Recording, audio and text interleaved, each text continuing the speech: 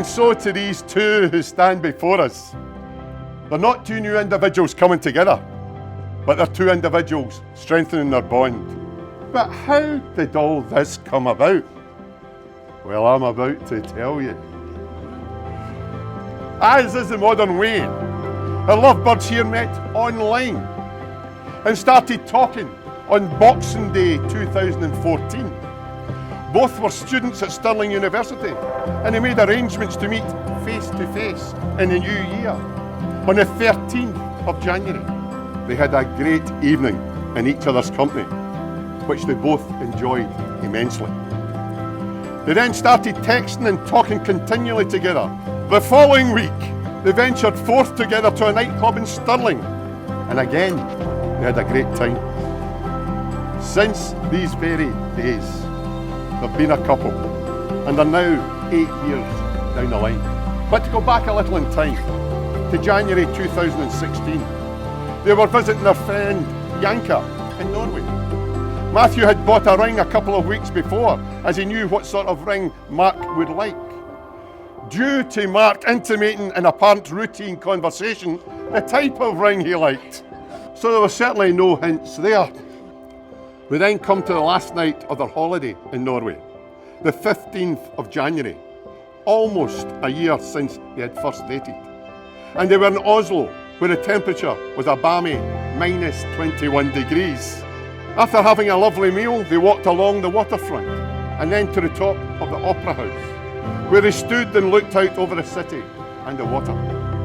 They had assumed that they would see the Northern Lights, but unfortunately, they didn't. However, Matthew decided there was no time like the present. He then took the ring box from his pocket, lowered himself onto one knee while saying the immortal line, "Will you marry me?" Within a nanosecond, Marc had said yes, and the ring was put in his finger. It's took them 7 years, but it's well worth it. And it's evident from my first meeting with them that Matthew and Marc have been lucky enough to find such a sincere, honest, trusting, and loving relationship. There is a feeling that both have found their other half. There's definitely a spark between them, which I think brings out the best in each other, and is certainly on display today.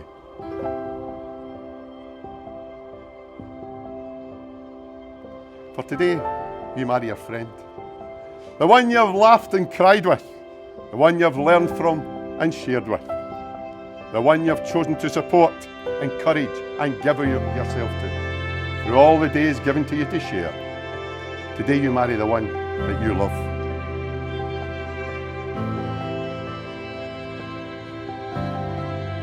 Ladies and gentlemen, a Scottish handfast. As you can see, they have in fact tied a knot. Please repeat after me. Marc, here in the presence of our family and friends. Marc, here in the presence of our family and friends. I promise to love you. I promise to love you. And to care for you. And to care for you. During our journey together through life. During our journey together through life. I will be your partner. Be your partner. Your love and your best friend. Your love and your best friend.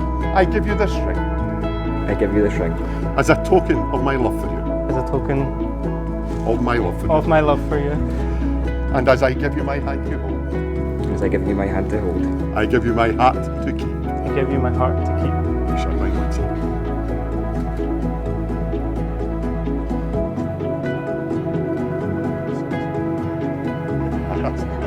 Smash.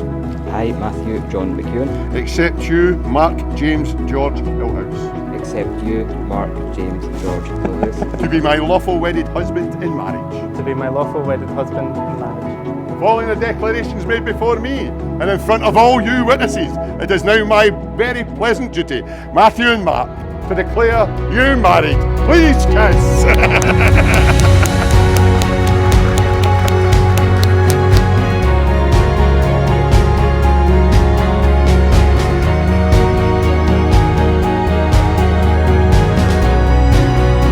It gives me the greatest of pleasure to present to you once more the newly married couple, Matthew and Marc!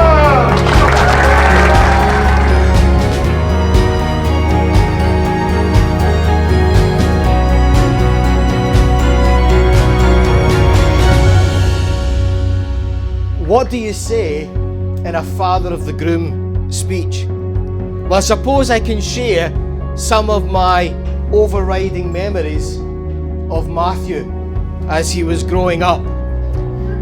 And I guess I could sum it up by saying that throughout his life, Matthew was a bit of a worry, to put it mildly.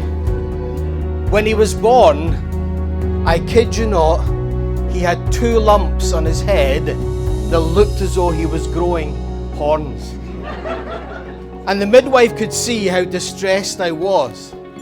And she said, "Don't worry, they'll go away and he'll look normal really soon." 28 years later, any day now, son, will do. Then came the day when Matthew decided to go to Stirling University. Once again, it was a worry for us.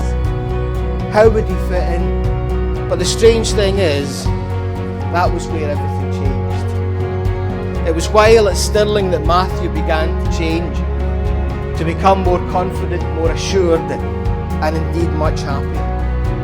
And that turned out to be the effect of having met Mark. If ever 2 people were meant to be together, it is Matthew and Mark.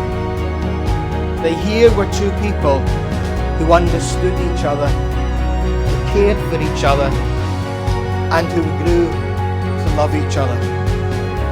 As I said at the beginning, Matthew was always a worry. Well, as of today, Mark, he's your worry now.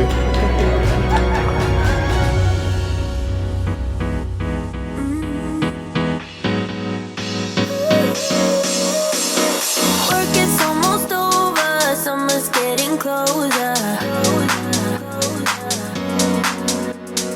No time to be sober, sunshine on my shoulders.